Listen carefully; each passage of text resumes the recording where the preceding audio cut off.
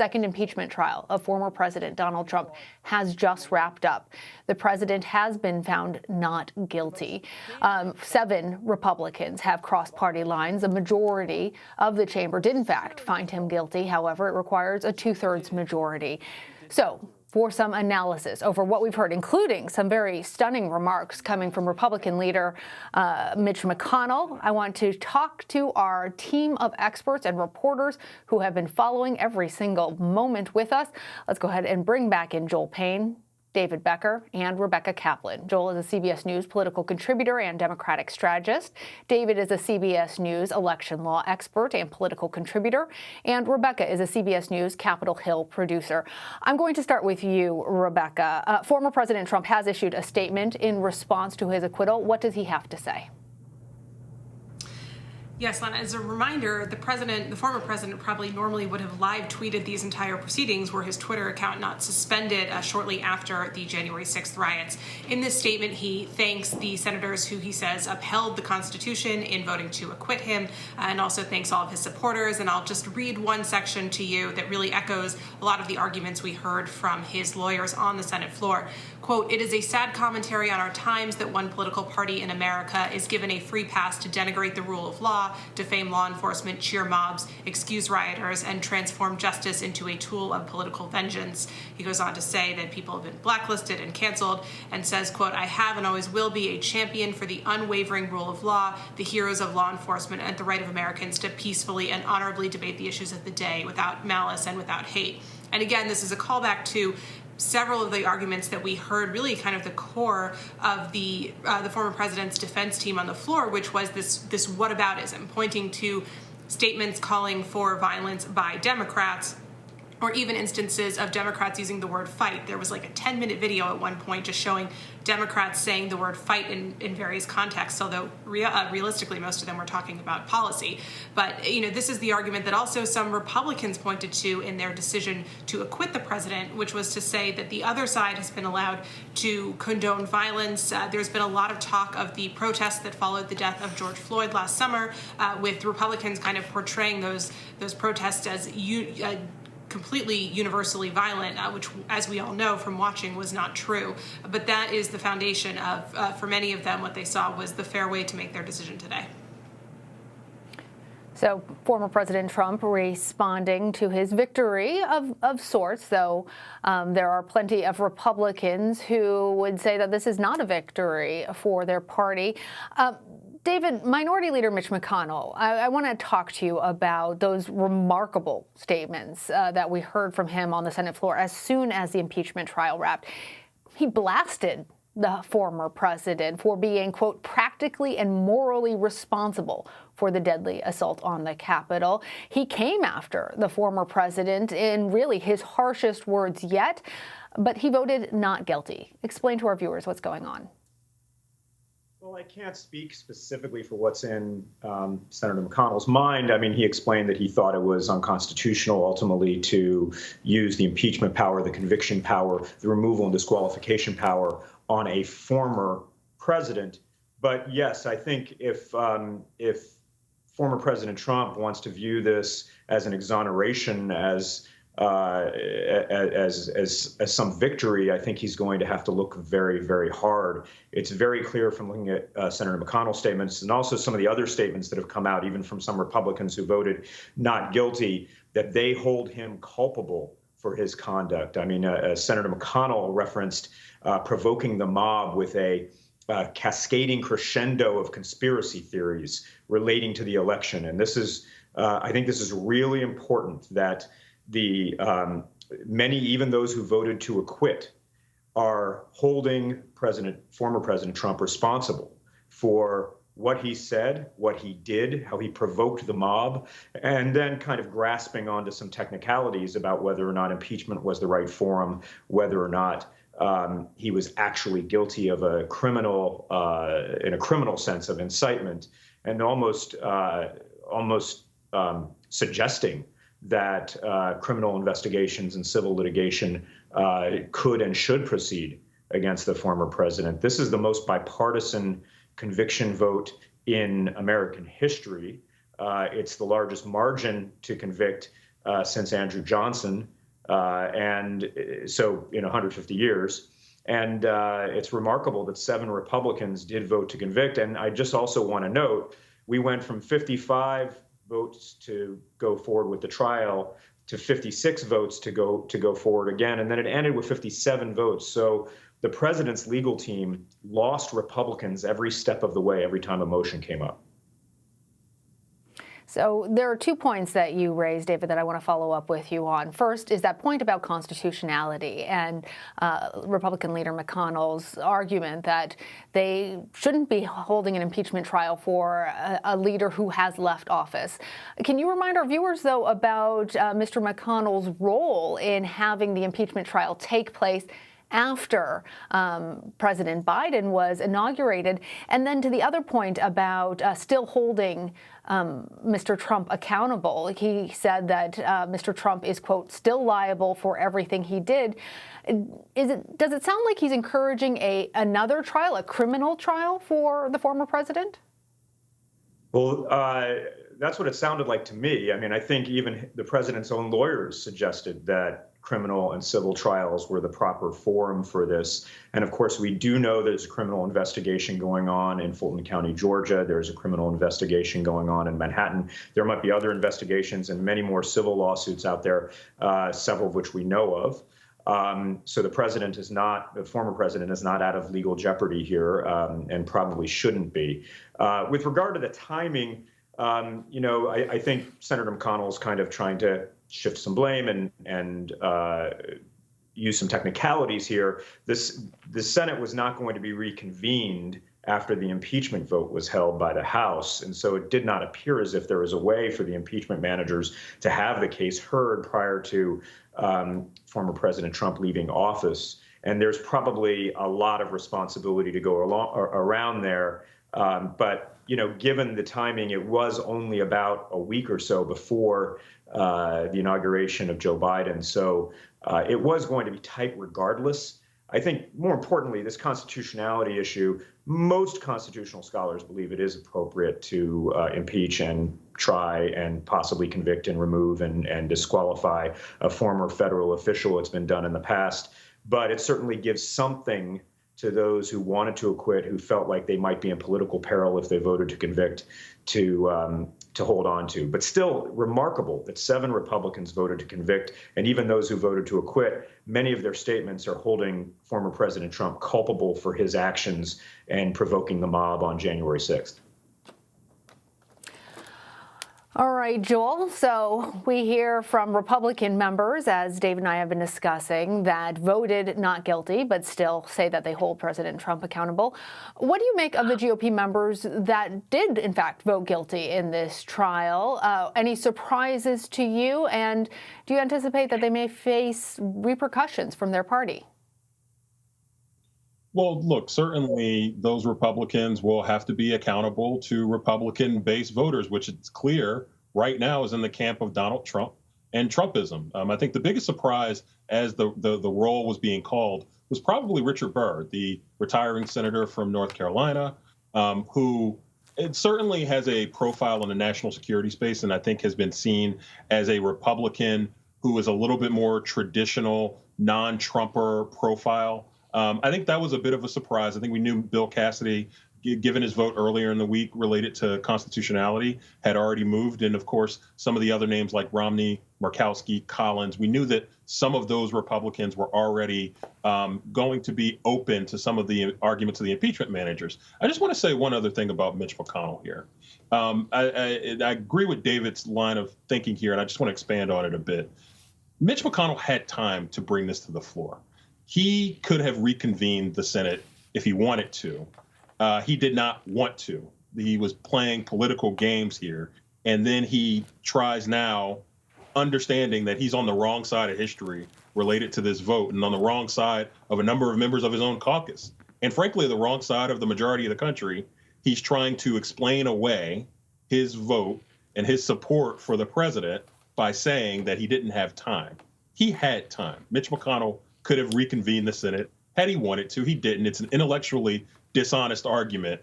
And it's gobsmacking to hear Mitch McConnell, a mere 10 minutes after abdicating that responsibility to hold President Trump accountable, then to attempt to hold President Trump accountable and essentially retweet the entire argument that Jamie Raskin and the impeachment manager has been making. Last thing I'll say related to time, this took 5 half days, okay? Mitch McConnell could have reconvened the Senate and brought the Senate back to order for a week to do this business. There's other emergency business examples in the past where the Senate has come back, and he could have brought the Senate back had he chosen to. If this was the national emergency that Mitch McConnell indicated in his comments today, you would think he would have been provoked to do that. Clearly, the political realities of the Republican Party did not allow for that. His place in history, as you mentioned, Joel, echoing in some ways the closing arguments of House Manager Raskin, who said that this isn't about Donald Trump. He said this is about who we are, and to paraphrase Thomas Paine, what type of America we will be. I want to see if we have a soundbite from Joe Negus's, Congressman Negus's, closing arguments in which he talked about history. Control room, do you have that for me? Can we play that?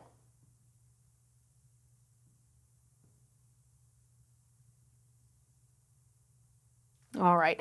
It seems like we're trying to get all of that in order, but what he said was he was connecting his family's heritage to the vote to override President Reagan's. Sorry? It sounds like we have it now. Let's go ahead and listen. In 1986, this body considered a bill to override President Reagan's veto of legislation imposing sanctions on South Africa during apartheid. 2 senators who sit in this room, one Democrat and one Republican, voted to override that veto. That vote was not about gaining political favor. And in fact, it was made despite potentially losing political favor. And I have to imagine that that vote was cast, like the decisions before it, because there are moments that transcend party politics and that require us to put country above our party because the consequences of not doing so are just too great. Senators, this is one of those moments. One of those moments. 2 of the senators who had voted during that time to overturn President Reagan's veto against apartheid were in the chamber, as Congressman Negus said. Rebecca, can you tell us a little bit more about who this argument we've learned was really aimed at? Frankly, this is always a powerful argument to make with senators to kind of point out their responsibility and the responsibility that that chamber holds, especially coming from a House member, which, as we all know, senators consider themselves the upper chamber. I mean, it's only 100 people there versus 435 in the House. So anytime you point to sort of the historical weight and the power that the Senate has, that's an argument that you're making to tell senators that you don't need to consider necessarily what the executive branch wants you to do. You're an independent branch of government. And this last-ditch argument to encourage them not to follow former President Trump for political reasons, but to remember that they have the power to assert themselves, and trying to convince them that they didn't necessarily need to fall behind this constitutionality argument, which frankly, for a lot of senators, and David talked about this, they've condemned what the former president did in their statements while still citing the constitutionality question in their decision to acquit him. And so sort of in a way hiding behind that issue of constitutionality allowed them to avoid the ultimate question and rendering that judgment on whether they thought he actually incited violence or simply behaved inappropriately, which many were willing to concede. So, a tough day for a lot of senators, and ultimately went the way that it looked like this was going to go from the start. Yeah, it ultimately did end up playing out pretty similarly to how we predicted it might play out. But Joel, I want to give you also an opportunity to respond to Congressman Negus's closing statements, because it was a powerful moment. And given that that Minority Leader McConnell was one of those 2 senators, the sole Republican senator currently seated in the chamber, that voted against President Reagan, it seemed like that argument was really targeted towards him about our understanding of apartheid now looking back in hindsight and where we are as a country. How might that have affected Leader McConnell? Lana, I think while we would hope that those types of appeals would be effective, it's pretty clear that that has no impact on today's Republican Party. And again, I always acknowledge I am a partisan, so people should take that into account. But I'll just say this. The Republican Party not really being centered and not being pretty unmoored by anything has really turned into kind of like a national security crisis. There's really nothing to appeal to there. The central organizing principle of the Republican Party is to hold power. So you can't appeal to shame. You can't appeal to justice or any of these other values and virtues that we hope to espouse upon our public officials. What Congressman Agus was attempting to do there, very skillfully, I might add, he had a star turn as a number of members of the impeachment manager's team. But again, this Republican Party is driven by power, and it's guided by a base that has decided to really just take a step away from any convention and is ungoverned by anything that someone like a Agus or any of the other folks in that chamber, frankly, a Mitch McConnell, you can't appeal to that part of the Republican Party that controls it with the normal conventions that you would hope you can. And that's a crisis. And beyond what happened today and beyond the outcome of this vote today, that continues to be a real, I'm a Democrat. I need a Republican Party that is full and robust and that is bolted to the ground and that is not controlled and overrun by insurrectionists. That's important. And I think one of the things that's going to come out of today is just a firmer understanding of how much of a crisis that is for our country. I appreciate that point, that you're a Democrat and that you need a strong Republican Party, particularly based off of the way that our country works going forward, with Republicans and Democrats sparring and hopefully the best policies and procedures rising to the top. But David, let's talk a little bit about what we were hearing from Joel in terms of the future.